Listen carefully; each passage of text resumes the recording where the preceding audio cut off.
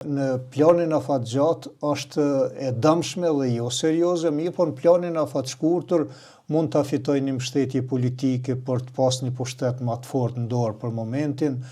sikur që ka ndodhur në këto 4 vite që shumë gjëra në realitet që janë deklaruar politikisht nuk kanë ekzistuar në realitet, po ajo e ka marrë adrenalinën e një pjesë të popullit në atë nivel sa që liderët kanë fituar mbështetje politike për ato deklarata tyne jo reale, të pavërteta. Dhe kur themi që ka më pastaj efekte retroaktive negative,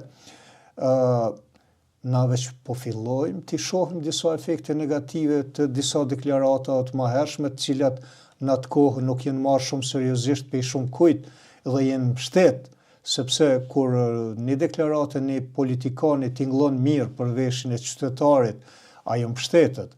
Por kur qytetaria nuk është në gjendje vetëm me perceptu sa është e sinqert ajo deklaratë ose e pasinqert, atëherë pasojat janë aty, evidente janë. Dhe unë po e them që prej shumë deklaratave ne kemi pas ma shumë dame se sa dobit kanë qenë për politikën momentale, një përfitim për ta, po për vendin dhe për popullatën jo.